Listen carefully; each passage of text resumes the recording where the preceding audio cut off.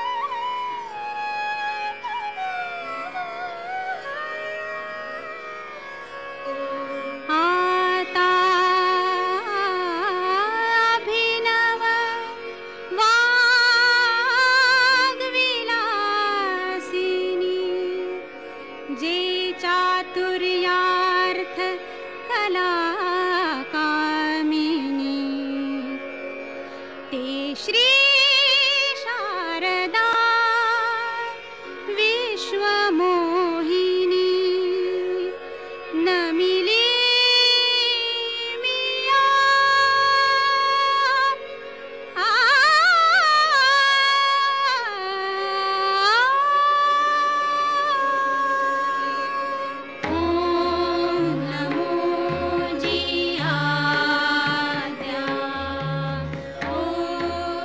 ओम हा सृष्टीचा बीजमंत्र मानला जातो. सगुण ब्रह्माची पूजा ओंकाराच्या निमित्तानं केली जाते. या रचनेला चाल कशी सुचली हे सांगताना हृदयनाथ म्हणतात की लहानपणी कोल्हापूरला अंबाबाईच्या दर्शनाला ते कायम जायचे. त्या काळी त्या गाभाऱ्यामध्ये त्यांनी एक नाद अनुभवला होता. तिथे अनेक लोक वेगवेगळे मंत्र उच्चारायचे, तरी त्यामध्ये एक सामूहिक नाद असायचा. याचं त्यांना प्रचंड आकर्षण होतं. संगीताची उत्पत्ती ओम या शब्दापासून झाली आणि एका माणसाने ओम म्हणण्यापेक्षा सामूहिकपणे जेव्हा तो म्हणला जातो तेव्हा तो अधिक सुस्वर होतो. कारण तंबोरा सुरात लागला की त्या मंदिराच्या गाभाऱ्यातून गंधाराचा उच्चार आपोआप होतो. या गाण्याच्या रेकॉर्डिंग वेळी लता आणि उषा मंगेशकरांनी गंधार लावला, तर हृदयनाथांनी आणि मीनाताईंनी षड्ज लावला. या गाण्यामध्ये षड्ज, गंधार आणि पंचम यांचा जणू संवाद निर्माण झालाय. आता जे गाणं आपल्या भेटीला येत आहे त्यात भ्रमरांचं गुंजन आहे आणि याच गोष्टीचा विचार करून पंडित हृदयनाथ मंगेशकरांनी 2 बासऱ्यांचा मेळ आपल्या संगीतामधून साधलेला आहे. ही माऊलींची रचना म्हणजे ऋणू झुणू रे भ्रमरा. ऋणू झुणू असं का म्हणलं असेल? ऋणू झुणू मध्ये नाद आला, नाच आला. ही भ्रमराची उपमा माऊलींनी आपल्या मनाला उद्देशून दिलेली आहे. आपलं मन हे नाचरं मन आहे. ते कुठेही स्थिर व्हायला तयार नाही. या फुलावरून त्या फुलावर ते सतत उडत असतं. माऊली यामधून सुचवतात की हे माझ्या मना, तू या फुलावरून त्या फुलावर उडण्यापेक्षा परमेश्वराच्या चरणाशी लीन हो आणि त्यातला आनंद घे.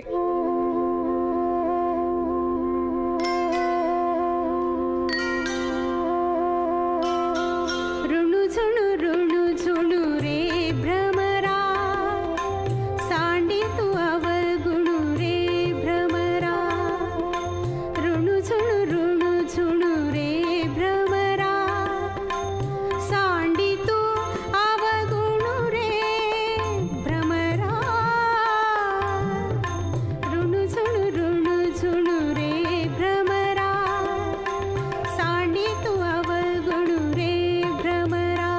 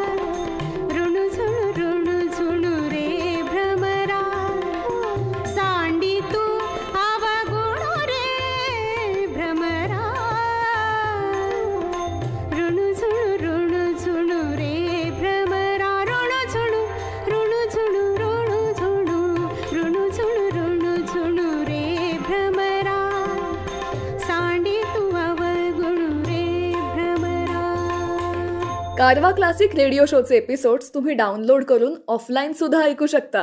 म्हणजे कधीही, केव्हाही आणि कुठेही तुम्ही याचा आनंद घेऊ शकता.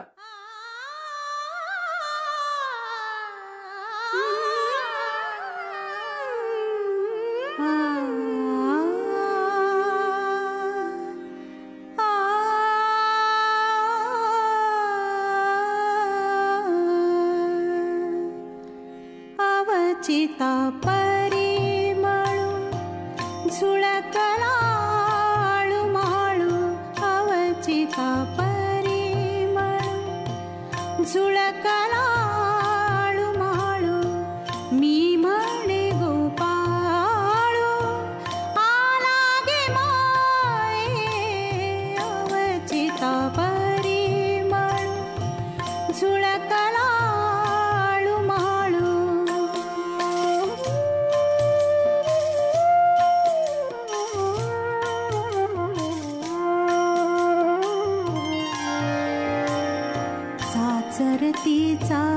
चाचरती बाहेरी निघाले चाचरती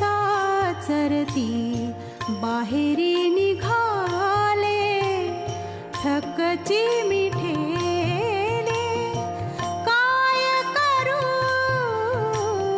अवचिता परिमळ झुळकलाळू माळू.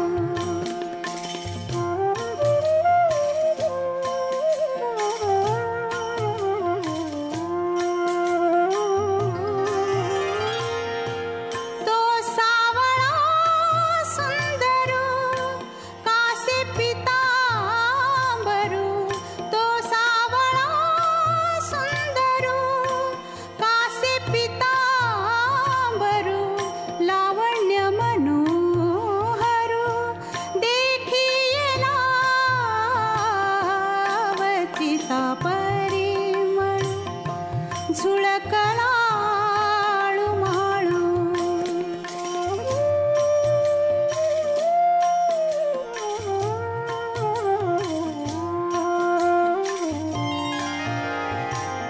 बोधुनी ठेले मन तव झाले आन सोकोनी घेतले प्राण माझे गे माये सोकोनी घेतले प्राण माझे गे माये अवचिता परिमळ झुळकलाळू माळू.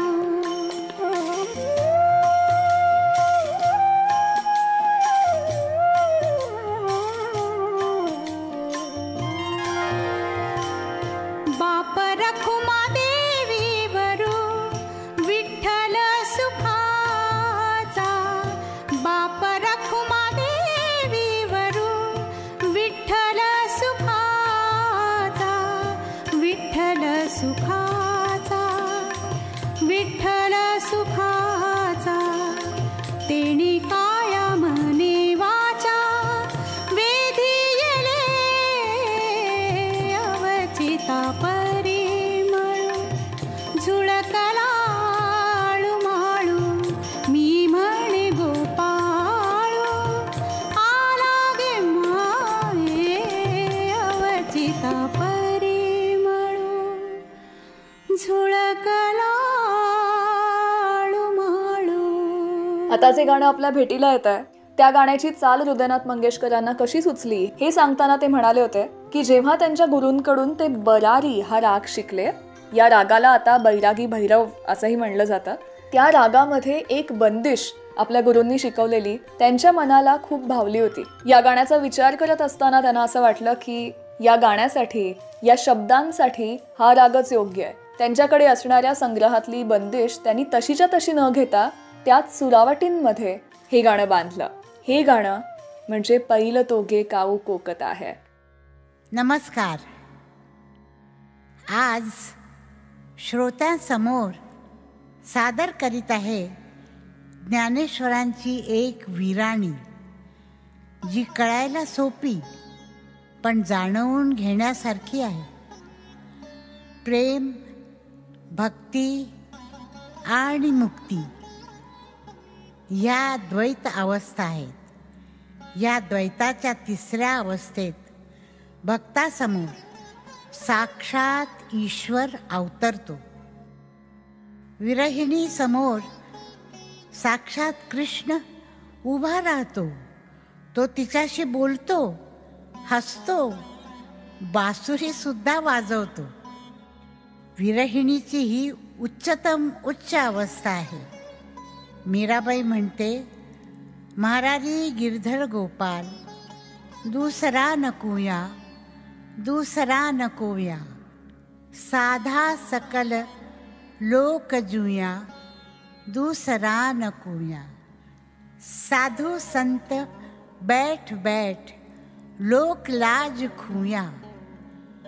या विरहिणीला आप्त, जनलोक, साधू संत, क्रियाकर्म यांची पर्वा नसते.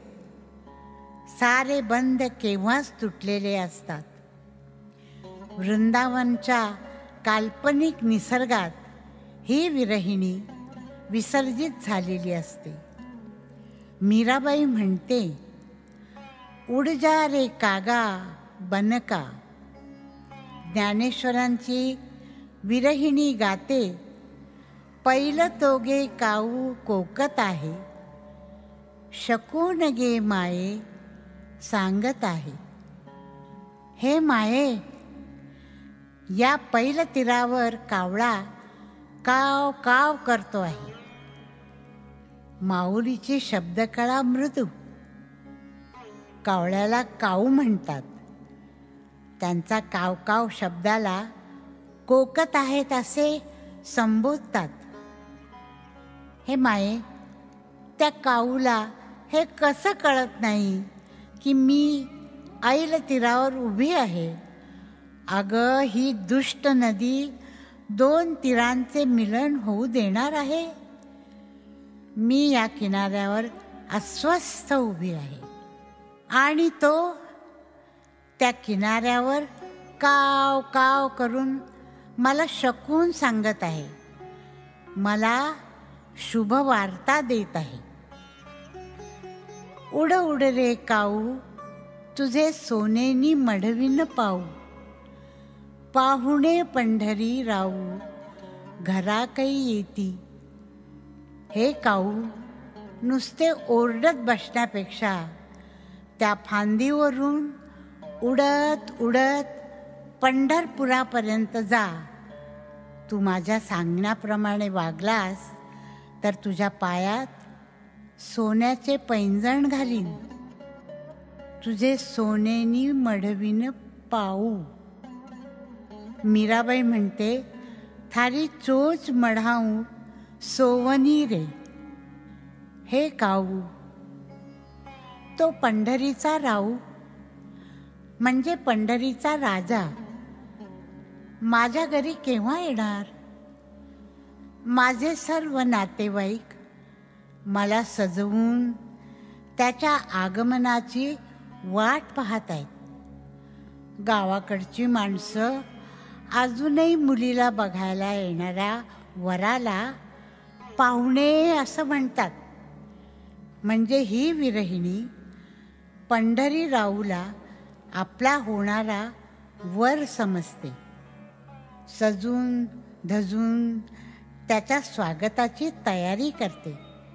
तिची भावावस्था इतक्या उच्च दर्जाची आहे की अद्वैताला ती द्वैत करते आणि निराकाराला ती साकार करते. मीराबाई म्हणते, 56 कोटा जना पधारिया, दुल्हो बनो ब्रिजनाथ, माई माणो सुपना मा परणारे दीनानाथ. त्या विरहिणीची मनोभावना इतकी तीव्र आहे की ती कृष्णाला साधा माणूस समजते. त्याच्याशी बोलते, हसते, गाते. इतकेच काय, ती त्याच्याशी लग्न सुद्धा लावते. विरहिणीची ती मनोभावना इतकी उच्च आहे की साक्षात ईश्वर मानवी रूप धारण करतो. मीराबाई म्हणते, 56 कोटा जना पधारिया दुल्हो श्री विरजनाथ, सुपनामा तोरण बंध्यारी, सुपनामा गह्या हात. अशा अवस्थेची लोक टिंगल टवाळी करतात. त्यावेळी मीराबाई म्हणते, एक निरखत एक परखत है, एक करत मोरी हासी, और लोग मारी काई करसी. हूँ तो हरि जी प्रभु जी की दासी, सांवरे रंग राची. या विरहिणीला काय म्हणणार? दही भाताची उंडी लावीन तुझे तोंडी, जीवा पडिये तयाची गोडी, सांग वेगी. दुधे भरुनी वाटी लावीन तुझे ओठी, सत्य सांगे गोठी, विठो येईल काही. हे काऊ, तू पंढरीरावचा निरोप घेऊन इथे येशील तेव्हा थकून गेला असशील, नाही? भुकेला झाला असशील. तू इथे आल्याबरोबर मी तुझ्या तोंडाला दही भाताची उंडी लावी. तो मऊ भात, साईचे दही खाऊन तू तृप्त होताच. मी तुझ्या ओठाला दुधाची वाटी लावीन. पण एक गोष्ट खरी सांग, सत्य सांग, तो विठू केव्हा येईल? आंबे या डहाळी, फळे चुंबी रसाळी, आजीचे रे काळी, शकून सांगे. हे काऊ, तू उडून जाण्याआधी माझ्याकडे ये. अरे, मी आमराईत उभी आहे. झाडांच्या फांद्यांना आंबे लगडले आहेत. उडून जाण्यापूर्वी तू इथे ये आणि या आंब्यांचा स्वाद घे. आणि निरोप घेऊन उडून जाण्यापूर्वी मला शकून दे. आजीचे रे काळी, शकून सांगे. पैल तोगे काऊ काकता है,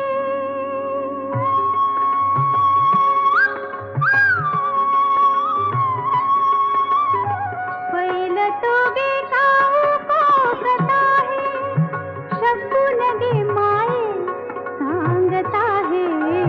पैल तोगे काऊ काकता है, शकून गे माये सांगता है. पैल तोगे काऊ काकता है.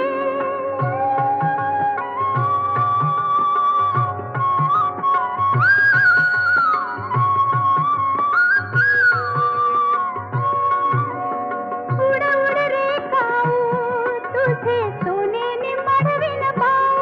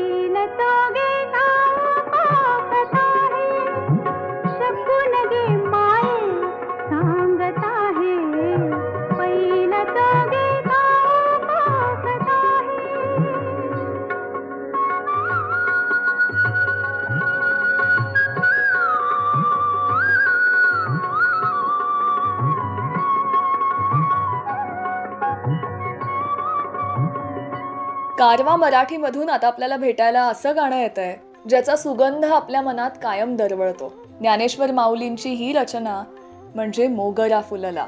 किती साधं, किती सरळ, पण केवढं मोठं तत्वज्ञान माऊलीने या गाण्यामध्ये मांडलंय. पंडित हृदयनाथ मंगेशकरांनी एका मुलाखतीत सांगितलं होतं की अशा उत्कृष्ट काव्याला चाल देण्याचा मनावरती खूप ताण यायचा. अनेकदा त्यांना असं वाटायचं की आपण या शब्दांना न्याय देऊ शकणार नाही. या साऱ्याच रचना अशा आहेत की अबोध मनाला धक्का लागतो आणि जाण येते.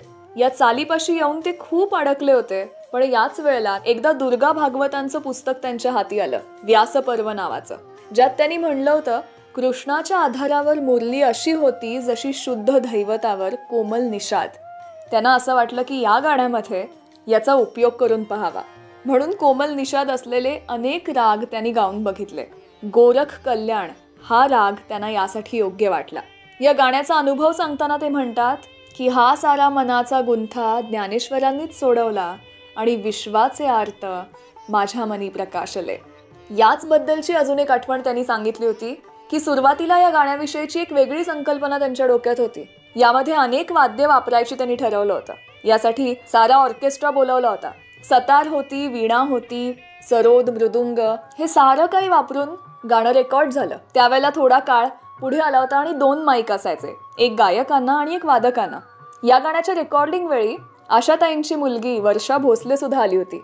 तिने रेकॉर्ड झालेलं गाणं ऐकलं आणि ती हृदयनाथांना म्हणाली की मामा तुम्ही फार चांगलं गाता, पण दीदी मावशी काही तेवढं चांगलं गायली नाही. हृदयनाथ मंगेशकर म्हणाले, अगं मामा कसला गातोय, तुझी मावशी म्हणजे लता मंगेशकर आहे. हा त्यांचा झालेला संवाद दीदींनी ऐकला आणि त्या हृदयनाथांना म्हणाल्या की या सगळ्या वादकांना स्टुडिओच्या बाहेर काढा, कारण तू जेव्हा गातोस तेव्हा तू एकांतात गातोस, त्यावेळेला इतके वाद्यांचे आवाज नसतात. दीदींनी जाणलं होतं की गाण्याचा भाव या वाद्यवृंदामध्ये खूप गुदमरतोय. सगळे वादक स्टुडिओ बाहेर आले. केवळ तंबोऱ्यावरती गणपतराव मोहिते आणि तबल्यासाठी वादक मारुती बसले. दीदी पूर्णतः गाण्यामध्ये मग्न झाल्या, अंतर्मुख झाल्या आणि त्यांनी गाणं गायलं. सारा गलबला जणू शांत झाला. यानंतर या गाण्यामध्ये पंडित हरिप्रसाद चौरसिया यांची बासरी ॲड करण्यात आली. हे गाणं ऐकलं तर यामध्ये तबलाही खूप नाजूक वाजला आहे असं वाटतं. या सगळ्या घडामोडीनंतर गाण्याचा रस साधला गेला. या गाण्याला इतकी वाद्य नकोच होती, फक्त सरस्वती मा, लता दीदींचा स्वर हवा होता आणि यामुळंच या गाण्याला संतांचा साधेपणा प्राप्त झालेला आहे. जितकं साधं, जितकं सहज, तितकं ते सुंदर. जय जय राम, राम कृष्ण हरी, जय जय राम, राम कृष्ण हरी. नमस्कार. आज आषाढी एकादशी. संतांच्या पालख्या घेऊन भक्तांची मांदियाळी पंढरपूर तीर्थक्षेत्री चंद्रभागेच्या तीरी जमली असतील. माऊलीचा मोगरा फुलला हा अभंग त्या संत भक्त मांदियाळीला मी अर्पण करते. मोगरा फुलला, मोगरा फुलला, फुले वेचिता बहरू कळे असी आला.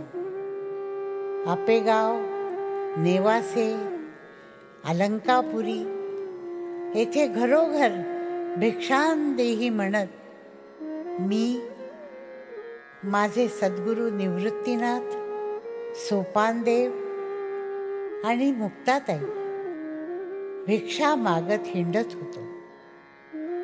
ब्रह्मवृंद, योगीजन आणि सामान्य जनतेकडे आम्ही अन्नाबरोबर शुद्धीकरणाचीही भिक्षा मागत होतो.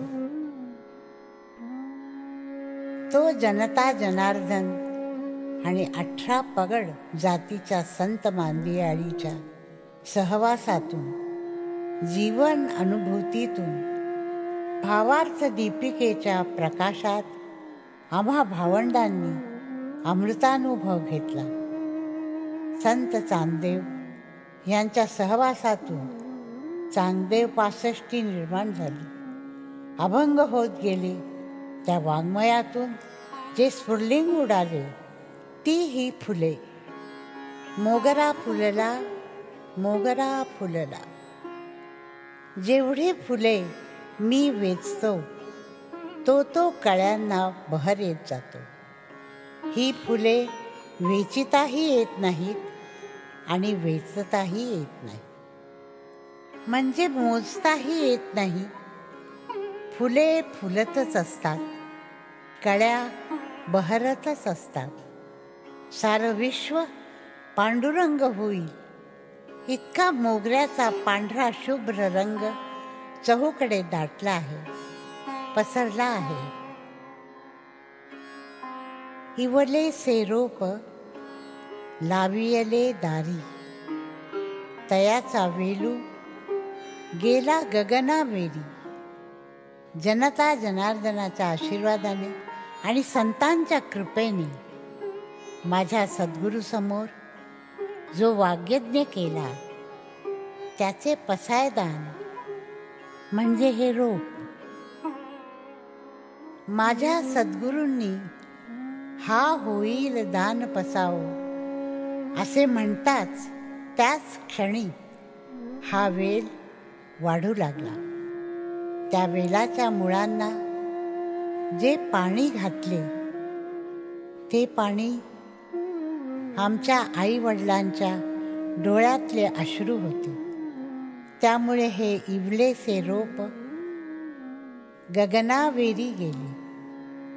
सद्गुरूच्या आत्मरूपाला हा वेलू वेटाळत वेटाळत गगनापर्यंत पोचला. गगनापर्यंतच, गगनावर नाही. गगनावेरी हा शब्द ज्ञानेश्वरांनी अतिशय चातुर्याने योजिला आहे. यात अहंकार कुठेही नाही. ह्या एका शब्दामुळे हा संपूर्ण अभंग नम्रतेचं द्योतक झाला आहे. गगनावरी म्हणजे गगनावर, गगनावेरी म्हणजे गगनापर्यंतच. ह्यात माऊलींचा नम्रभाव दिसतो. मनाची ये गुंती गुंफियला शेला, बाप रखुमा देवी वरे विठ्ठले अर्पिला. विषयांचा, अनुभवांचा, दुःखांचा, सुखांच्या या धाग्यांचा हा गुंता म्हणजे माझे मन. हा गुंता सोडवून एक एक धागा वेगळा करून मी शेला विणला आहे. संत कबीर म्हणाले आहेत, झिनी झिनी झिनी बिनी चदरिया, काहेसे बुनी बुनी सुख मन तारसे बिनी चदरिया. या कडव्यात माऊलीने आपल्या आईवडिलांचा उल्लेख मोठ्या खुबीने केला आहे. बाप रखुमा देवी वरे विठ्ठले अर्पिला. रखुमेचा वर विठ्ठल यांना हा शेला अर्पण केला आहे. ज्ञानेश्वरांच्या वडिलांचे नाव विठ्ठलपंत, आईचे नाव रखुमाबाई. ज्ञानेश्वरांची नाममुद्रा बाप रखुमा देवी वरे. आईवडिलांच्या पायी हे कवन अर्पण केले. मोगरा फुलला, मोगरा फुलला, मोगरा फुलला.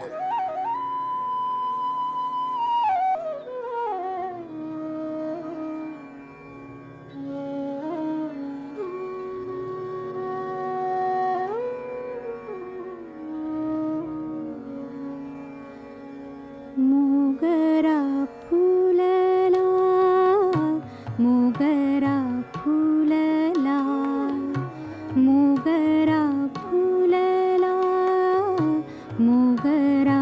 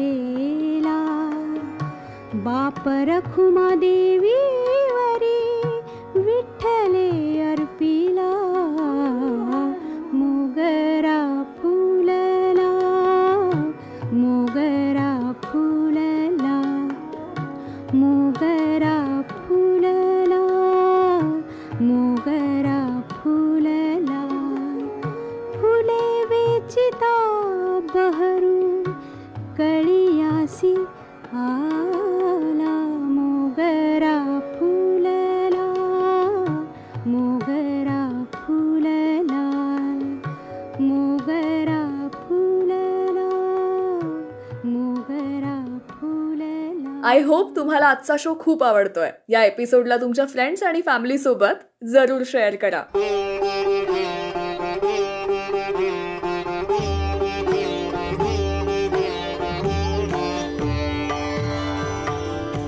विश्वाचे आर्त माझ्या मनी प्रकाशले विश्वाचे आर्त माझ्या मनी प्रकाशले अवघेची झाले देह ब्रह्म अवघेची झाले देह ब्रह्म विश्वाचे आर्त माझ्या मनी प्रकाशले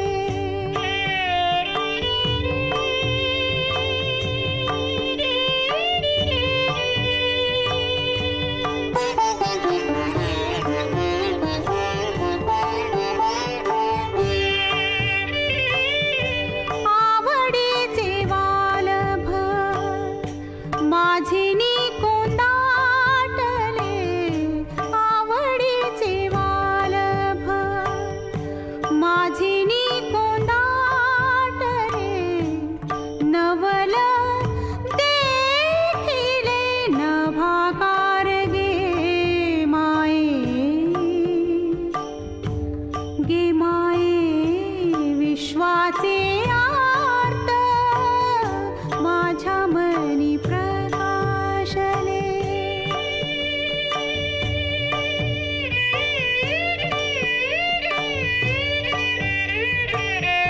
बाप रखुमा देवीवरू सहज निटू झाला बाप रखुमा देवीवरू सहज निटू झाला हृदयी नटावला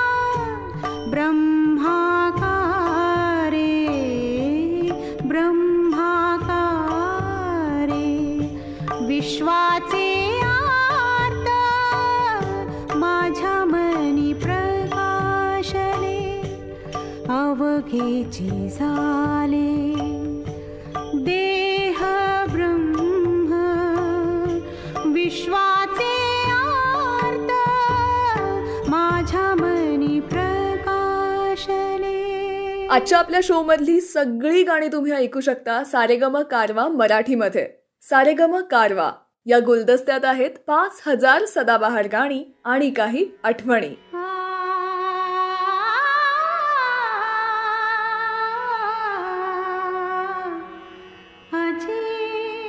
सोनियाचा दिनू वर्षे अमृताचा घनू अजी सोनियाचा दिनू अजी सोनियाचा दिनू वर्षे अमृताचा घनू अजी सोनियाचा दिनू हरी पाहिला रे हरी पाहिला रे अजी सोनियाचा दिनू वर्षे अमृताचा घनू अजी सोनियाचा दिनू सबाह्य अभ्यंतरी अवघा व्यापक मुरारी हरी पाहिला रे हरी पाहिला रे अजी सोनियाचा दिनू वर्षे अमृताचा घनू अजी सोनियाचा दिनू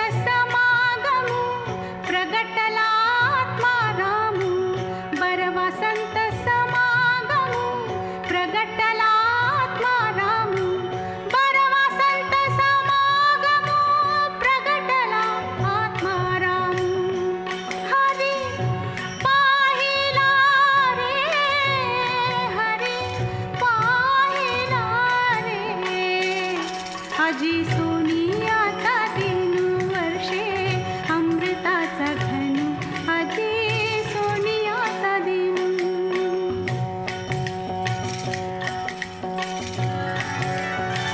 कृपा सिंधू करुणा करू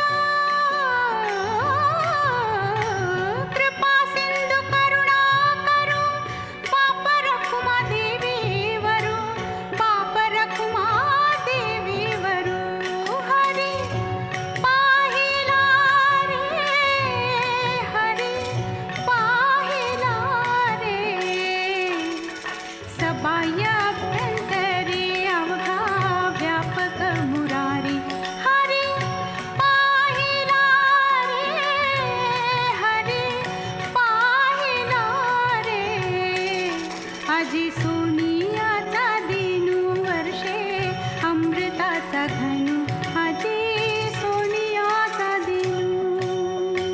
या साऱ्या रचना गातानाचा स्वरसम्राज्ञी लता मंगेशकरांनी सांगितलेला अनुभव असा आहे की त्यांनी गायलेली आजवरची सगळी सिनेमांची गाणी एका बाजूला आणि एका बाजूला ज्ञानेश्वरांच्या रचना गातानाचा त्यांचा अनुभव. त्यांनी एका मुलाखतीत म्हणलं होतं, या रचना गाताना त्यांनी दिव्यानंद अनुभवला, परमेश्वराची अनुभूती अनुभवली आणि म्हणूनच कदाचित ज्ञानेश्वरांच्या विराण्या ह्या लता मंगेशकरांच्या आवाजात ऐकताना त्या अधिक गहिऱ्या वाटतात.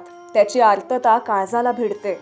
घनू वाजे घुणघुणा वारा वाहे ऋणझुणा ही विराणी श्रीरंग भेटीचा प्रत्यय देते. यामध्ये तिला स्वतःचीच नवी ओळख होते. तिचा देह तिला परका होतो आणि विठ्ठलमय झालेला तिचा देह तिला नव्याने गवसतो. मी इतकी कृष्णमय होऊन गेली आहे की आरशात मी आता मला दिसतच नाही. माझं रूप पाहावं म्हणून मी आरसा समोर धरते तर आरशात पाहता पाहता कृष्णच दिसतो, असं म्हणत ज्ञानेश्वर माऊली या विराण्यांमधून भक्तिभावामध्ये होणाऱ्या उत्क्रांतीची भावकहाणी सांगतात. घनु वाजे घुणघुणा वारा वाहे ऋणझुणा भवतारकू हा कान्हा वेगी भेटवा का. ज्ञानेश्वर माऊलींचा हा अभंग नसून ती एक विराणी आहे. विरहिणी जे गाते ती विराणी. ज्या प्रेयसीला प्रियकराचा वियोग झाला आहे, ज्या भक्ताला ईश्वराचा वियोग झाला आहे, ज्या गोपिकांचा कृष्णाचा वियोग झाला आहे, त्यांचा धावा, त्यांची विनवणी, त्यांची आळवणी, त्यांचं आक्रंदन, त्यांचं रुदन, त्यांना ईश्वराच्या दर्शनाची लागलेली भूक म्हणजेच विराणी. तुकाराम महाराज म्हणतात, तुका म्हणे आता लागलेसी भूक. ही भूक अन्नाची नाही, ही भूक शरीराचीही नाही. विरहिणीला लागलेली ही भूक ईश्वर दर्शनाची आहे. तुका म्हणे आता हा जो शब्द आहे तो या विराणीत सहज आला आहे. भविष्य, वर्तमान आणि भूतकाळ यांच्यात आता हा शब्द या तिन्ही काळात लीलया फिरतो. तशी विरहिणी प्रियकराच्या विरहात त्रिखंडात तिन्ही काळ फिरत असते. विरहिणी हा काव्य प्रकार कुणी केव्हा प्रथम सुरू केला हे कोणालाच ज्ञात नाही. विरहिणी लिहिताना ज्ञानेश्वरांची जी उत्कट शैली आहे ती पाहता हा काव्य प्रकार ज्ञानेश्वरांनी सुरू केला असे म्हणणे धाडसाचे होणार नाही. ज्ञानेश्वर हे 12व्या शतकातले तर मीराबाई 15व्या शतकातली. मीरेच्या विराण्या वाचताना जो हात आपण पुस्तकावर ठेवतो तो हात विराण्यातून झरणाऱ्या अश्रूंनी ओला होतो. इतक्या त्या विराण्या करुण आहेत. मतजा जोगी को बिरहिणी को गत जाने हो, घायल की गत घायल जाने, रमैया बिन नींद न आवे, माई माई कैसे जिऊरी. अशा हजारो विराण्यांनी मीराबाईचे वाङ्मय समृद्ध झाले आहे. ह्या मीराबाईच्या कवनावर ज्ञानेश्वरांची छाप दिसून येते. मीरा आणि ज्ञानेश्वर यांच्या कालखंडात 400 वर्षाचे अंतर आहे. तरीही मीराबाईच्या काव्यावर ज्ञानेश्वरांची छाप का? समग्र ज्ञानेश्वर आणि समग्र मीराबाई यांच्या वाङ्मयात अनेक साम्यस्थळे दाखविता येतील. मीराबाई ही स्त्री आहे, विधवा आहे. सगळ्या सांसारिक सुखांचा त्याग करून ती मरुभूमीतून, अरण्यातून, तीर्थक्षेत्रातून एकाकी अबला, समाजाची पर्वा न करता आपल्या प्रियकराचा, कृष्णाचा शोध घेत फिरते आहे. या दीर्घ प्रवासात जे उसासे निघाले, जे निश्वास निघाले, जे अश्रू टपटपले, ते ध्वनी त्या त्या प्रांताचे अंतर्नाद झाले. ते ध्वनी म्हणजेच मीरेची विराणी. प्रेम, भक्ती, दुःख आणि अश्रू या 4 धाग्यांचा पीळ म्हणजेच मीरेची विराणी.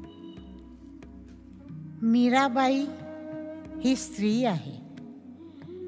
त्यामुळे स्त्रियांच्या सुखदुःखाचे दर्शन तिच्या विराण्यात मधुर होते.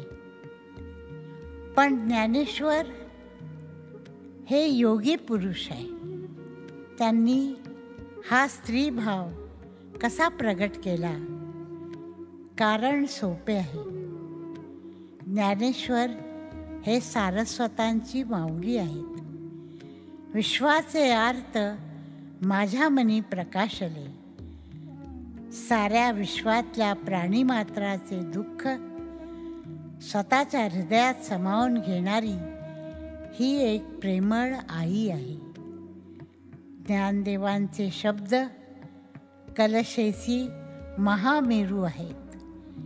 मेरू अथवा महामेरू हा प्रासाद रचनेचा सर्वोत्कृष्ट, भव्य, उत्तुंग व विस्तृत प्रकार आहे. म्हणून ज्ञानेश्वरांच्या नंतरचे सगळे संत ज्ञानेश्वरांचा मागोवा घेताना दिसतात. घनु वाजे घुणघुणा, वारा वाहे ऋणझुणा. आकाशाच्या प्रांगणात या वर्षा ऋतूच्या रात्री एक काळा मेघखंड तयार झाला. तो अस्वस्थ मेघखंड गर्जना करतोय, बोलतोय. या विरहिणीला तो काळा मेघ घनश्यामासारखा वाटतो. त्याचं ते घुणुघुणू ऐकून त्या विरहिणीला कदंब वृक्षाच्या खाली वाजवलेल्या बासरीच्या सुरासारखे वाटतात. वाऱ्याची ती ऋणझुणू रासक्रीडेमध्ये गोपिकांबरोबर नृत्य करणाऱ्या कृष्णाच्या पायातल्या पैंजणाच्या आवाजाची आठवण करून देते. गोपिकामय झालेली ती विरहिणी गोपिकांना व्याकुळ होऊन विनंती करते की भवसागरातून सर्व प्राणीमात्रांना वाचविणारा, तारणारा तो कान्हा मला वेगी भेटवाना.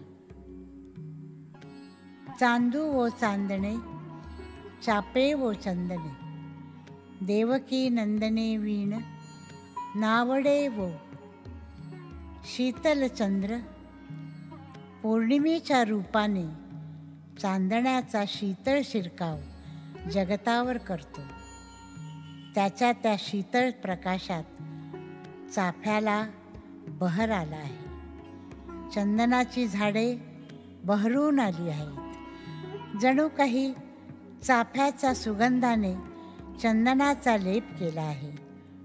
पण तो देवकी नंदन कृष्ण कोठे आहे? तो नसल्यामुळे मला हे सारं नकोसं वाटतं. चंदनाची चोळी माझे सर्व अंग पोळी. कान्होवन माळी वेगी भेटवा का. हे सख्यानो, कृष्णविरहाने माझे सर्वांग जळते आहे. जणू काही अग्नीच्या भवसागरात मी बुडते आहे. मीरा म्हणते, नाव डूबी प्रभू पार लगाओ, डूबत दासी ती. ही विरहिणी त्या अग्निरूपी भवसागरात जळते आहे. सर्वांगाला चंदनाचा लेप लावूनही तिच्या शरीराचा दाह संपत नाही. ती आक्रंदून आपल्या सख्यांना म्हणते, माझी अवस्था बघा, मला दाह सहन होत नाही. त्या कान्ह्याला, त्या वनमाळीला मला वेगी भेटवा का.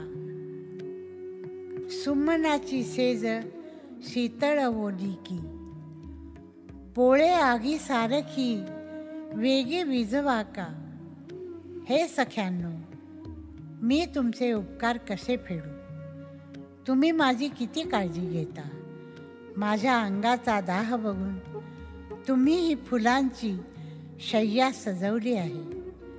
वेगवेगळी आळूबाळू म्हणजे नाजूक नाजूक फुलं पाखरून तुम्ही किती नेटकी शय्या केली आहे.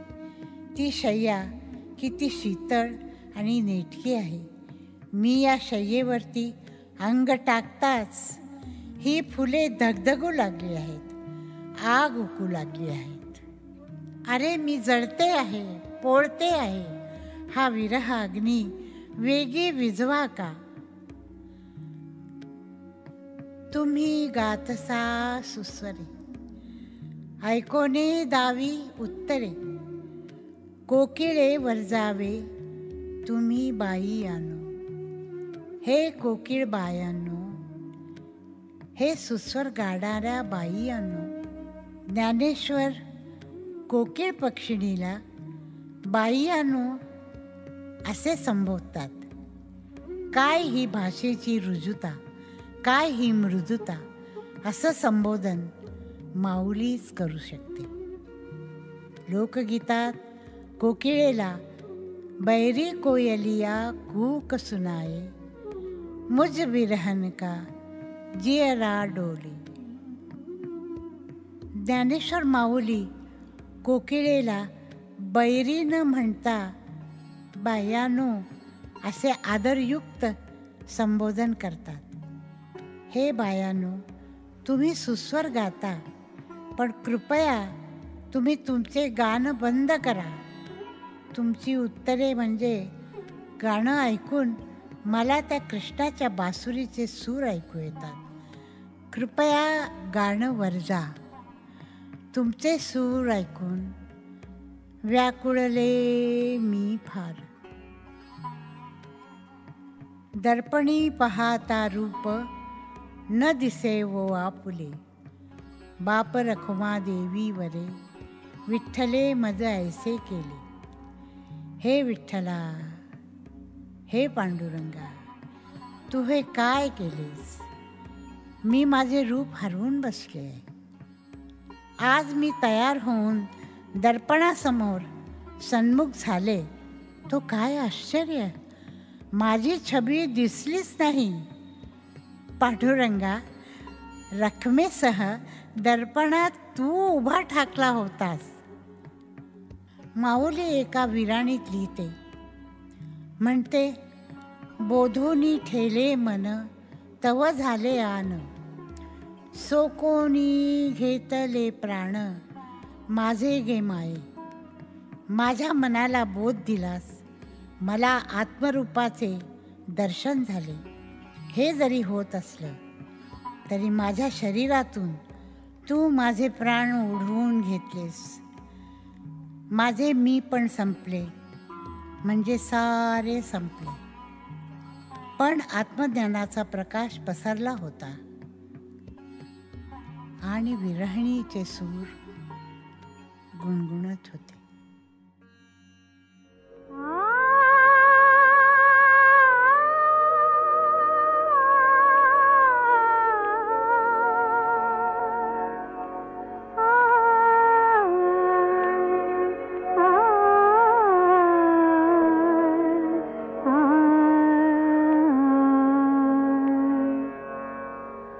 घनु वाजे गुण गुणा, वारा वाहे ऋण झुणा.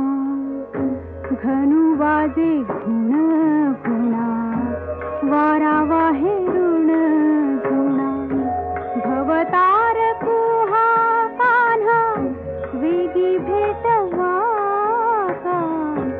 चांदू वो चांदणे, सापे वो चंदने. देवकी नंदने वीण नावडे वो. घनु वाजे गुण गुणा, वारा वाहे ऋण झुणा.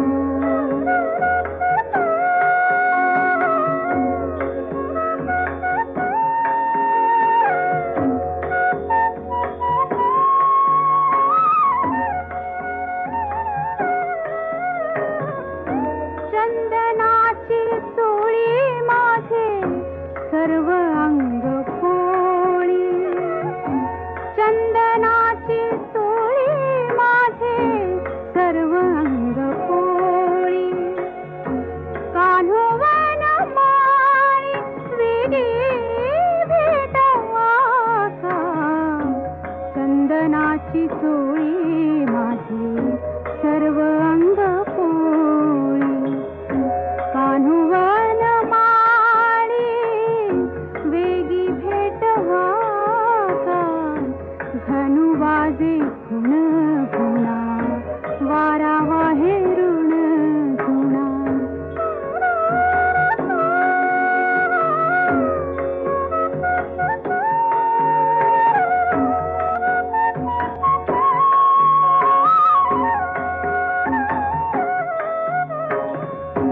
सुमनाची सेज शीतळ होनिकी. सुमनाची सेज शीतळ होनिकी. पोळे आगी सारिकी वेगी विसवा का. सुमनाची सेज शीतळ होनिकी. पोळे आगी सारिकी वेगी विसवा का. घनु वाजे गुण गुणा, वारा वाहे ऋण झुणा.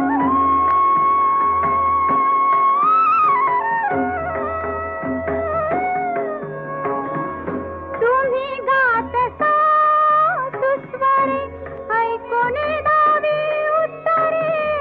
तुम्ही गातसा सुस्वरे, ऐकोने दावी उत्तरे. कोकिळेवर जावे तुम्ही बाई आनो. तुम्ही गातसा सुस्वरे, ऐकोने दावी उत्तरे. कोकिळेवर जावे तुम्ही बाई आनो. घनु वाजे गुण गुणा, वारा वाहे ऋण झुणा.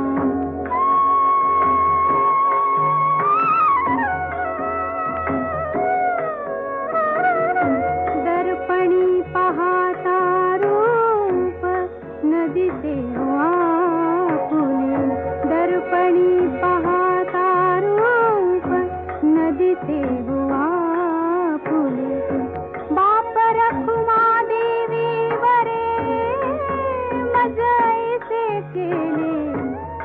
दर्पणी पाहता रूप न दिसे हो आपुले. बाप रखुमा देवी वरे मज ऐसे केले धनुवाजे. कारवा मराठीमधून आता जी ज्ञानेश्वर माऊलींची रचना आपल्या भेटीला येते त्या गाण्यामध्ये आव्हान आहे. आव्हान आणि आवाहन सुद्धा. पंडित हृदयनाथांनी या गाण्याला चाल लावतानाची आठवण सांगितली होती की या गाण्याला चाल लावताना कुठेतरी बंगाली कीर्तनाचा त्यांना भास होत राहिला होता. चैतन्य महाप्रभूंच्या परंपरेतली लोक गळ्यामध्ये बंगाली खोळ बांधून गातात. भक्तगण सुद्धा अगदी भक्तिभावानं गातात आणि समूह गायनाचा प्रकार यामध्ये असतो. या गाण्याला चाल लावताना कुठेतरी डोक्यामध्ये त्यांचा हा विचार सुरू होता, हा भास होत राहिला होता आणि म्हणूनच बंगाली चालीचा परिणाम या गाण्यामध्ये दिसून येतो. यामध्ये ती ओळ येते ना, विठाई किठाई माझे कृष्णाई कान्हाई, असे शब्द आल्यामुळे या गाण्याला थोडंसं गरब्याचं रूप सुद्धा त्यांनी दिलेलं आहे. यासाठी काठ्यांच्या साऊंडचाही वापर केला गेलाय. हृदयनाथांनी सांगितलं होतं की यामध्ये लता दिदी 6 मात्रेमध्ये गायल्या आहेत. जो कोरस आहे तोही 6 मात्रांमध्ये आहे. त्यामुळे एक छान लईमधली गंमत या गाण्यात साकार झालेली दिसतेय. लईच्या अंगानं तोडत तोडत हे गाणं केलंय. यामध्ये आनंदाचे रंग आहेत, उत्साहाच्या छटा आहेत आणि प्रचंड समाधान आहे. आनंदमयता हा तर ज्ञानेश्वरांच्या अभंगांचा भागच आहे.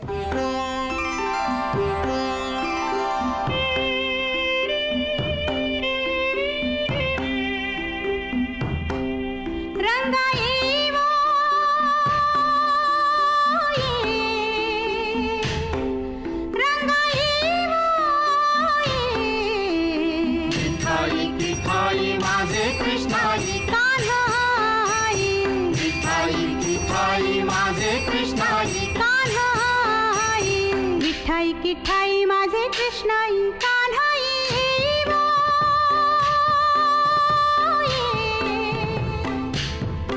रंगाई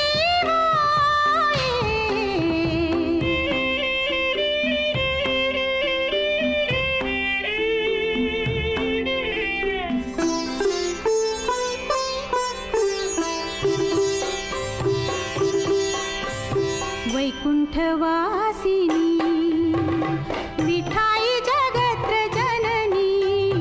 वैकुंठवासिनी विठाई जगत्र जननी. तुझा वेधू माझे मनी, तुझा वेधू माझे मनी. रंगाई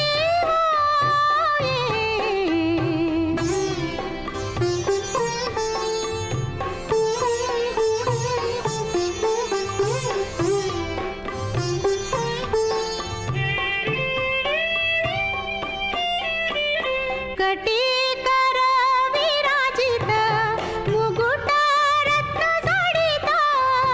कटी कर विराजित मुकुट रत्न जडित. पीतांबरू कासिला तैसा एका धावत. विठाई किठाई माझे कृष्णाई कान्हाई विठाई किठाई माझे कृष्णाई विठाई किठाई माझे कृष्णाई कान्हाई.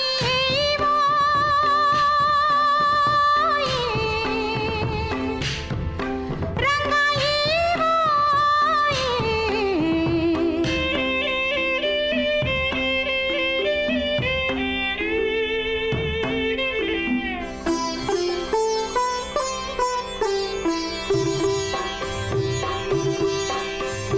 विश्वरूप विश्वंभरे कमळ नयने कमळा करे वो. विश्वरूप विश्वंभरे कमळ नयने कमळा करे वो. तुझे ध्यान लावा, तुझे ध्यान लावा. बाप रखुमा देवी वरे वो. विठाई किठाई माझे कृष्णाई कान्हाई विठाई किठाई माझे कृष्णाई कान्हाई. विठाई किठाई माझे कृष्णाई कान्हाई.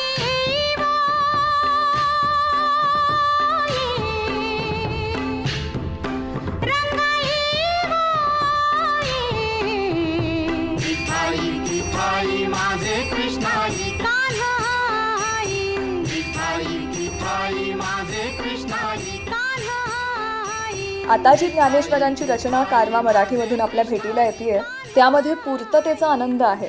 अरे अरे ज्ञाना झालासी पावन, जेव्हा सगळ्या गाठी सगळे बंध सुटतात, साक्षात्काराची अनुभूती मिळते, आत्मबोध होतो, मुक्ती मिळते, हा सारा आनंद या गाण्यामध्ये सामावलेला आहे. आपले गुरु निवृत्तीनाथांच्या कृपेमुळे, परमानुभवामुळे आपण कसे क्षमाशांती रूप होऊन गेलो याचा काहीसा आत्मतृप्तीचा अनुभव ज्ञानेश्वर येथे प्रकट करताना दिसतात.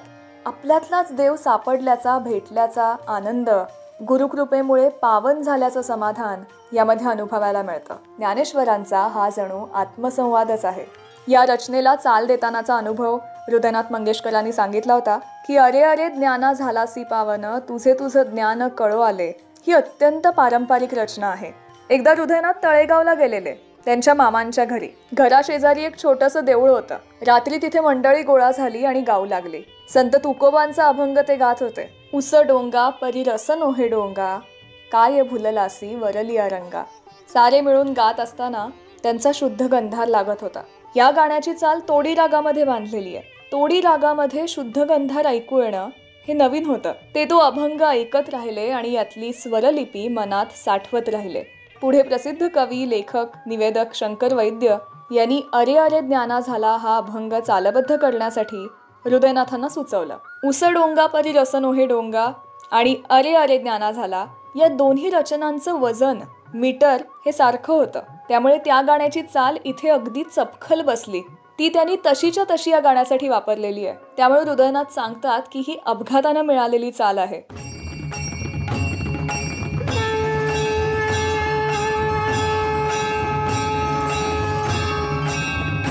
अरे अरे ज्ञाना झालासी पावन, अरे अरे ज्ञाना झालासी पावन, तुझे तुझं ध्यान कळो आले. तुझा तुझी देव, तुझा तुझी भाव, तुझा तुझी देव, तुझा तुझी भाव. विठ्ठला संदेह अन्यतत्वे, अरे अरे ज्ञाना झालासी पावन.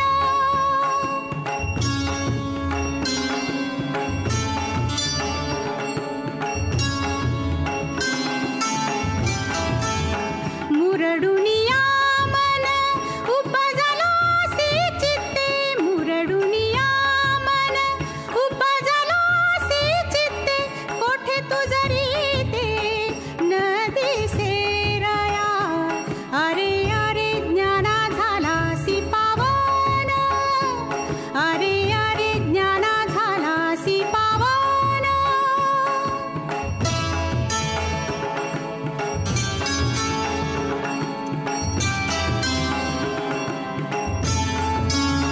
दीपकी दीपक मावळल्या ज्योती, दीपकी दीपक मावळल्या ज्योती. घरभरी माती शून्य झाल्या, अरे अरे ज्ञाना झालासी पावन, अरे अरे ज्ञाना झालासी पावन.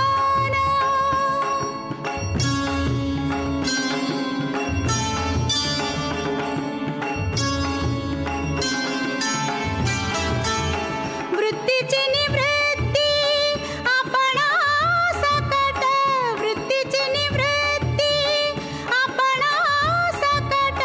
अवघेची वैकुंठ चतुर्भुज, अरे अरे ज्ञाना झालासी पावन, अरे अरे ज्ञाना झालासी पावन.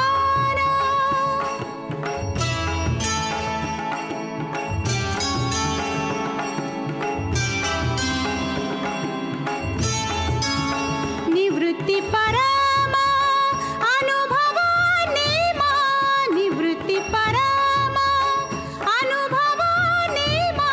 शांतीपूर्ण क्षमा ज्ञान देवो, अरे अरे ज्ञाना झालासी पावन, अरे अरे ज्ञाना झालासी पावन. आजच्या आपल्या कार्यक्रमाच्या शेवटाकडे आपण आलेलो आहोत. ऐकणार आहोत ज्ञानेश्वर माऊलींची वैश्विक प्रार्थना म्हणजेच पसायदान. ज्ञानेश्वरीच्या अखेरच्या म्हणजे 18व्या अध्यायातल्या या 9 ओव्या म्हणजे 9 रत्न आहेत. पसायदान ही एक शांती गाथा आहे. अनेक यज्ञांमध्ये ज्ञानाचा यज्ञ हा सर्वात महत्वाचा सांगितलाय. ज्ञानेश्वरांनीही एक यज्ञ आरंभिला होता, जो होता वाग्यज्ञ. आणि म्हणूनच ते म्हणतात, आता विश्वात्मके देवे येणे वाग्यज्ञे तोषावे. ही संपूर्ण ज्ञानेश्वरी एक अप्रतिम काव्यमय रचना आहे, ज्याची सुरुवात होते ओम नमोजी आज्ञापासून गणेश स्तवनाने आणि समाप्ती होते ती विश्वात्मक देवाच्या प्रार्थनेने. यात माऊलींनी स्वतःसाठी काहीही मागितलेलं नाहीये. त्यांनी जे काही मागितलंय ते साऱ्या जगासाठी विश्वासाठी मागितलंय. जे खळांची व्यंकटी सांडो तया सत्कर्मी रती वाढो, भूता परस्परे पडो मैत्र जीवांचे. दुरितांचे तिमिर जावो विश्व स्वधर्म सूर्य पाहो, जो जे वांछिल तो ते लाहो प्राणी जात. पसायदानामधून सर्व विश्व आनंदात नांदू दे ही प्रार्थना त्यांनी केली आहे. ऐकूयात पसायदान या विश्वाच्या चैतन्य सुरांमधून, म्हणजेच साक्षात सरस्वती लता मंगेशकर यांच्या आवाजामधून. आता विश्वात्मके देवे येणे वाग्यज्ञे तोषावे, तोषोनी मज द्यावे पसायदान हे. जे खळांची व्यंकटी सांडो तया सत्कर्मी रती वाढो,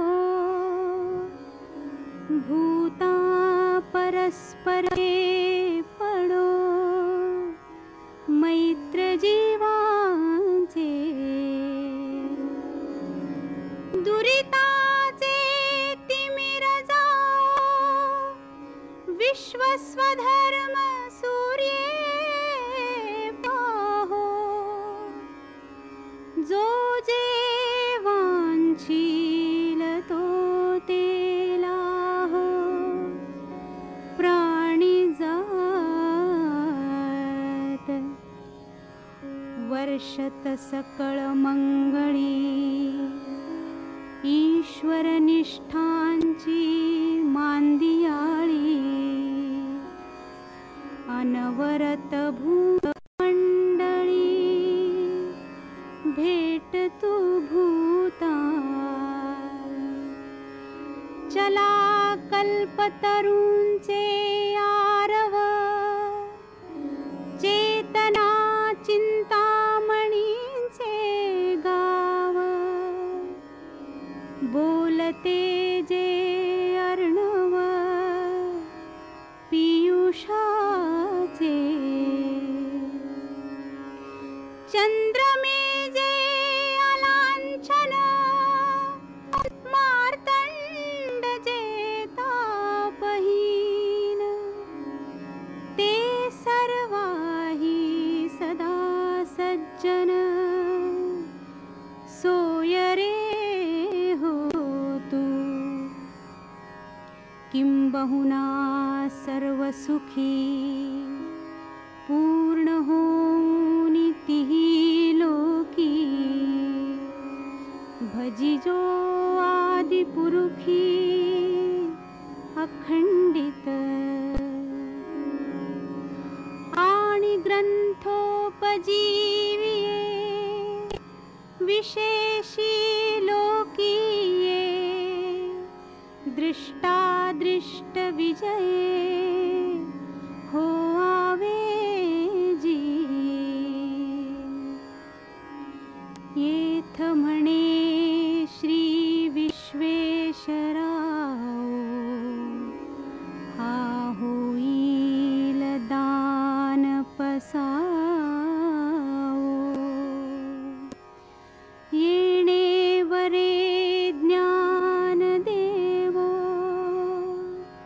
सुखिया झाला. आजच्या आपल्या कारवा क्लासिक्स मराठी रेडिओ शो मध्ये आपण इथेच थांबतोय. काही चुकलं असेल तर माफ करा. एपिसोड आवडला असेल तर कॉमेंट्समध्ये नक्की दाद द्या. तुमच्या मित्रमंडळींसोबत शेअर करा. आजच्या आपल्या या कार्यक्रमासाठी मला दूरदर्शन सह्याद्री यांचे विशेष आभार मानायचेत.